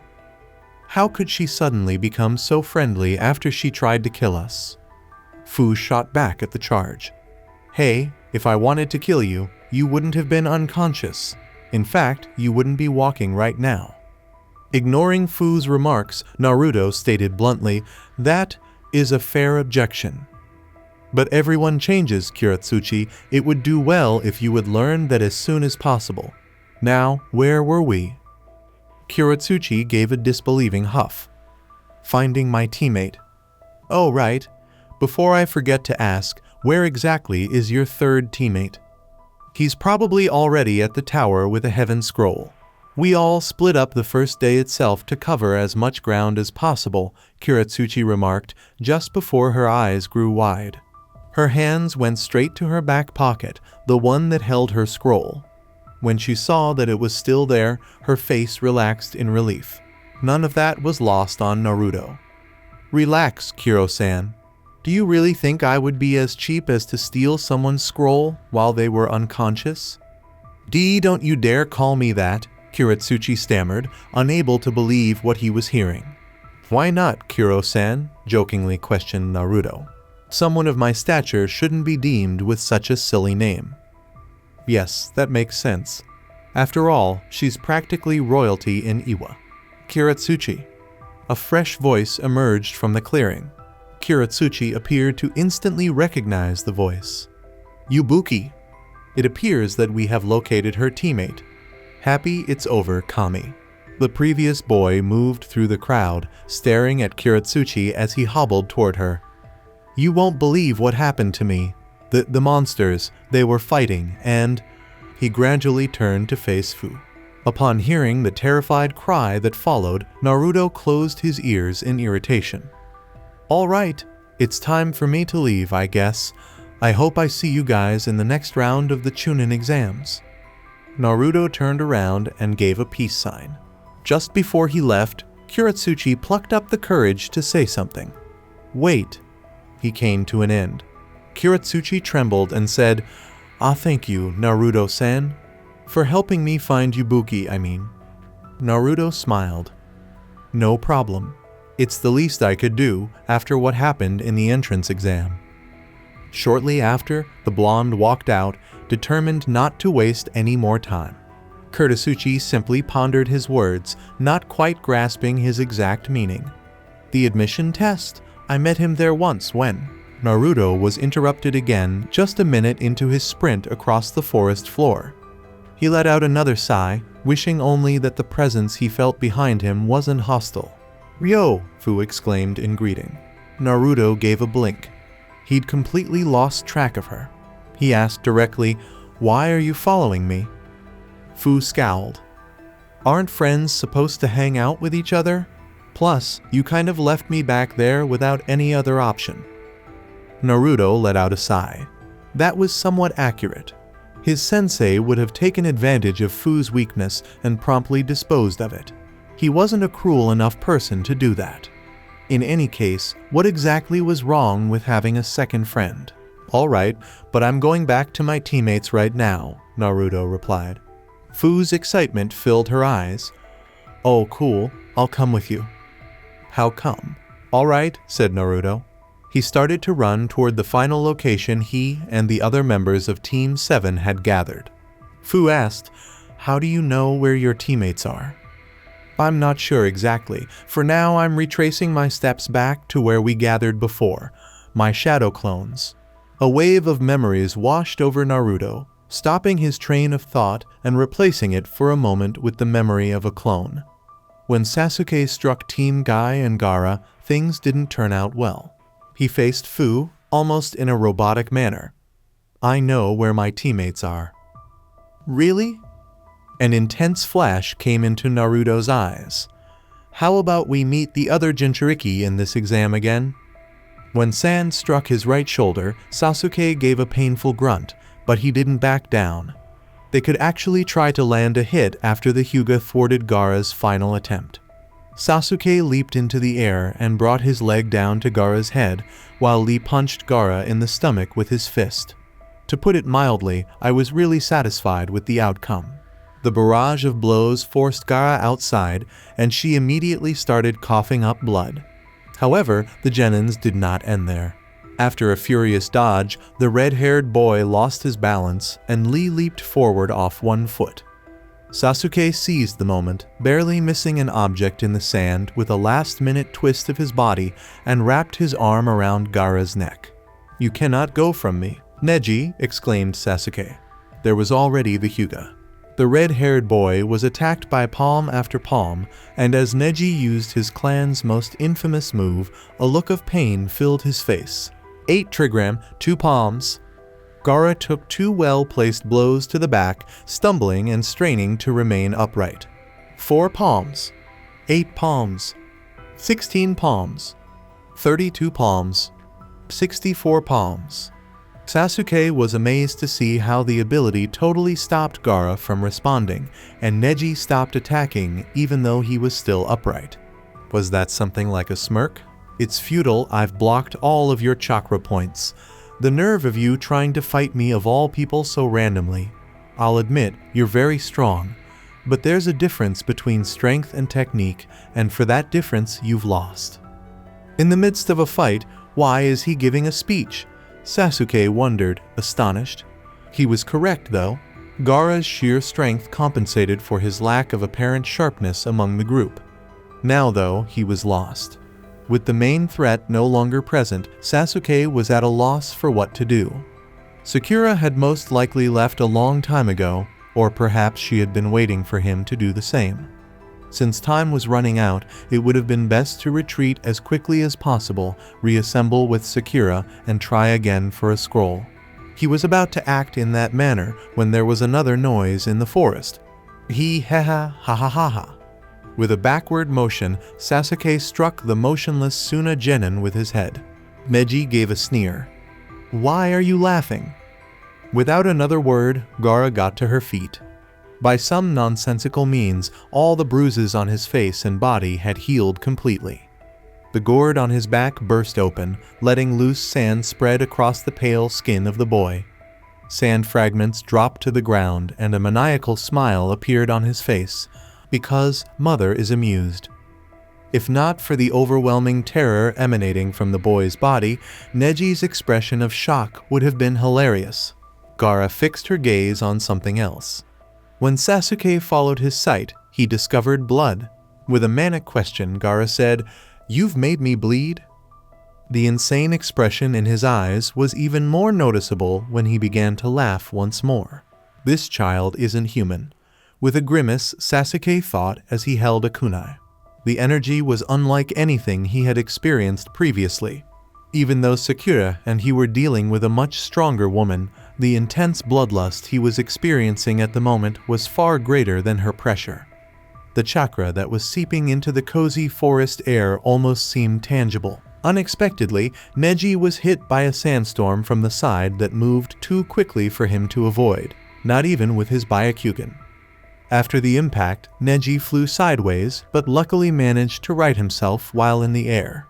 He then performed another palm rotation to keep the pursuing sand from seeing him. Fear was evident on Gaara's face as he swept his eyes over the other two, which would be Sasuke and Lee. There was no mistaking the predatory look in his wide, excited eyes. The remainder was a massacre. Sasuke saw that Lee was strangely reaching for his legs before a sandstorm erupted from under him, propelling him skyward like a child trying to hold a balloon aloft. The oddball boy groaned in pain in midair. How come he was reaching for his legs, Kami? As Sasuke watched the boy's limp body fall back down, he thought in horror. There was a loud thud as Lee's body fell, and then a terrifying silence. For a moment Neji appeared surprised, then his eyes narrowed again. Sasuke, though, was aware when the battle was done.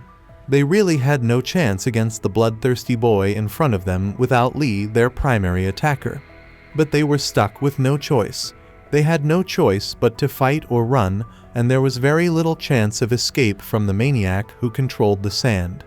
Even though the Uchiha was a survivor, the idea of leaving Neji to the sharks and making a swift escape from there left a bitter taste in his mouth. Without even attempting to coordinate an attack with Sasuke, Neji charged forward. It was almost like committing suicide. With his usual method, he managed to avoid the first set of sand and block the second, but when it came to the third, things weren't looking good. Neji was rendered completely immobile as the wave of sand struck his knee forcefully, causing an unpleasant cracking sound to reverberate through his leg. It was soon followed by Gaara's voice. "Mother says to enjoy the kill and take it slow." Sasuke simply gazed at his adversary. To beat him, there was no waiting. His chest was filled with dread. Was this really it? Hey, sand freak. Not Naruto? Thanks mostly to adrenaline and his fear of getting hurt or worse, Naruto ran faster than he had ever run before. Sakura was nowhere near the battlefield, based on what the clone had seen before racing off to tell the original. This was definitely a good sign. At least she was sensible enough to move aside before squaring up with someone like Gaara in the middle of nowhere. But Sasuke and Teen Guy didn't look good. Lee was struck just before the clone committed suicide, which was the last thing he saw. That was the outcome they would encounter in a fight with a Jinchuriki such as Gaara. Naruto couldn't really blame them, of course, since they had no idea what a Jinchuriki was. Fu, who would have preferred a more sedate voyage, followed him coolly and without seeming to be uncomfortable. She even whistled jokingly as she asked Naruto some casual questions. He couldn't really object though, because Fu's strength would make the process much simpler. They were present. Naruto exclaimed, "Hey, sand freak!" over the clearing where the three had engaged in combat with Gaara. Gaara had a distinct look. Though he looked the same, his attitude was entirely different. He had the air of a quiet killer before, but now he was just a complete psychopath. Perhaps labeling him a freak was a mistake. Have new toys arrived to play? Wait. His eyes grew wide upon seeing Fu, and then his smile grew even wider. We didn't get to fight last time to the fullest, did we? Fu gracefully jumped down from the branch next to him. Nope, you really weren't worth my time. Unrestrained anger narrowed his eyes, and a downward curvature of his lips signaled his disapproval. Then I will make your death even more painful. Fu laughed. I'd like to see you try. Naruto arose and scowled at Gaara. Give up, Gaara, give yourself mercy. Or else, at least choose the way you want to die. I'm more than willing to accommodate. Gaara's smile did not waver. I'm starving for your blood. Naruto. The person in question simply looked curiously in the direction of the voice, and when he realized it was Sasuke who had called for him, he nearly lost his cool. He hasn't introduced his teammate to the quirky Jinchuriki sitting next to him, and he has completely forgotten about the Uchiha that he really came to save. As Sasuke leaped towards him, Gaara just stared, waiting for them to launch an attack. Sasuke questioned, glaring mistrustfully at Fu, "Who is she?" Passively shaking his hands, Naruto attempted to break up the fight. Ah, meet Fu and Fu meet Sasuke. Fu gestured. Hi, I'm Naruto's best friend Fu. Huh? Sasuke asked, utterly bewildered. I wouldn't really say you're my best friend Fu, but alright, let's just get this over with, and then we can talk about the details, said Naruto. We must defeat a Jinchuriki. Before he could even utter the plan which, come to think of it, wasn't all that surprising, Fu raced towards Gaara. Gaara held up his hand to unleash his signature strike on the approaching girl. Naruto knew it would be ineffective.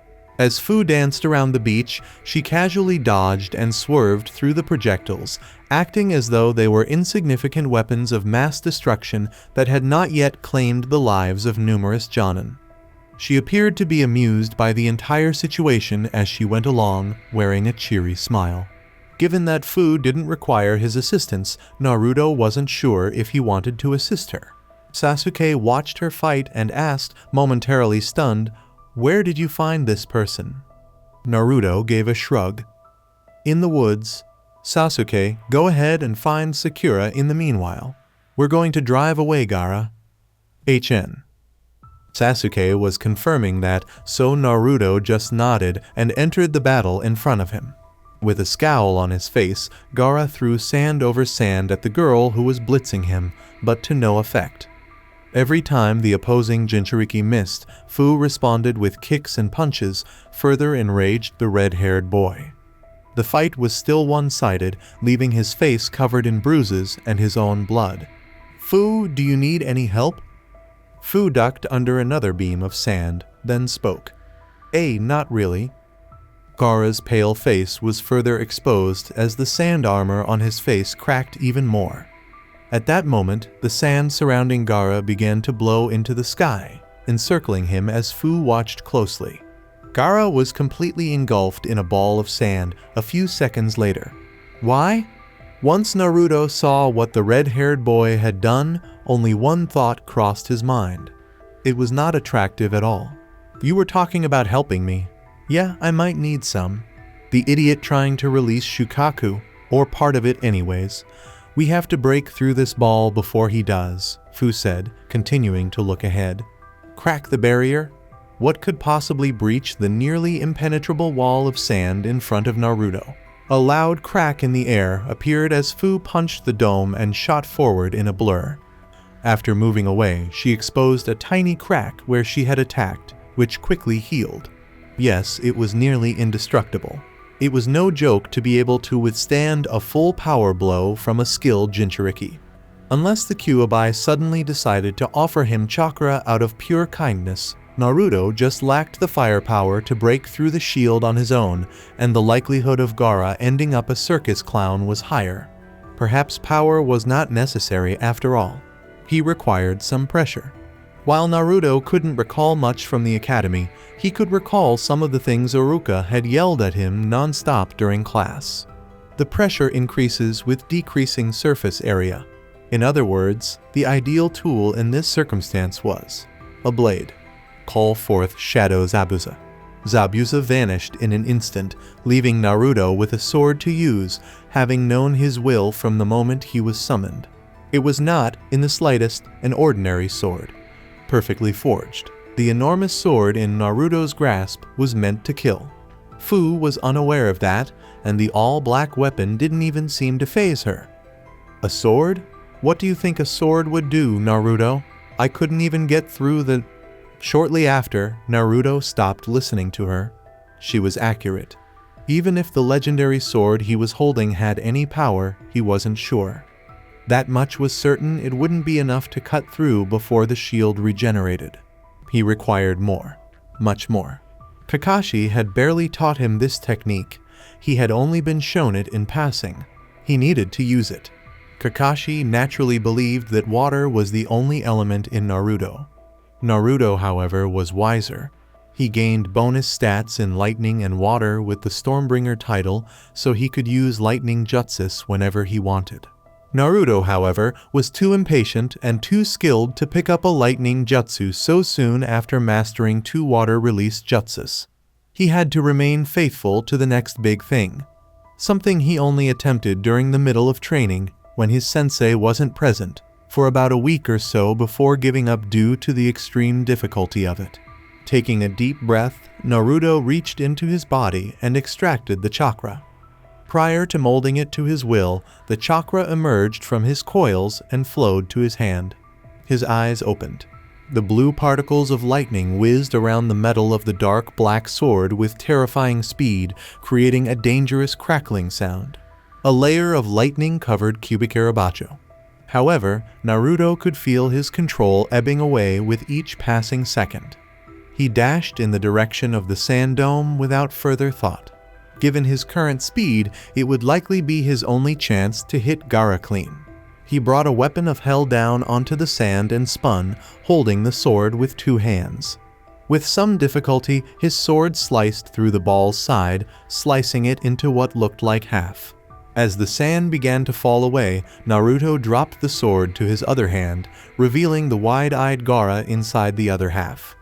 He removed Gaara from the safe hold by digging one hand into his collar. Gaara was immediately dropped to the ground below, where he stayed motionless. "You've lost, Gaara," Naruto sneered down at the monster beneath him, his sword tip resting against Gaara's forehead. The boy beneath him could have been killed by the blade alone, even though the lightning had long since passed.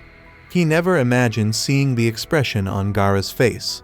His usual expression of coldness and madness had vanished. Was that something like fear? Naruto came to realize that Gaara was feeling that way because, well, he'd never lost. The boy's strength allowed his sand to do most of the fighting for him. He hardly moved at all. Since he was unfamiliar with being on the other side, it was understandable that he would feel fear. "Leave our brother alone." Naruto swung his sword to the side, using the flat part of the blade to reflect the approaching shuriken. How come? As more projectiles flew, Temari and Kankuro charged into the battle at full speed, forcing Naruto to retreat in the direction of Fu. They gave their brother protective looks, looking enraged for him. Gaara stood up and cast a strange glance at his siblings. "You got lucky that he was outnumbered, or else you would have died in an instant," Kankuro yelled. "Now that it's an even." Gaara cut Naruto off just as he was about to say the boy didn't know math. "Let's leave, Kankuro." It was one of those rare occasions when Kankuro and Naruto were thinking the same things. "How in the hell?" Kankuro appeared furious. "Gaara, I don't understand. Why would we leave after they just tried to kill you?" With a simple, "I want to face them in the next exam," Gaara stated. Naruto thought Gaara had simply changed for the better, but he couldn't believe it. "Wah!" "Don't question him, Kankuro," Temari uttered, glancing bewilderingly at Gaara, but remaining steadfast in her approach to Kankuro. "We'll do what he wants." Kankuro snorted and gave a curt nod.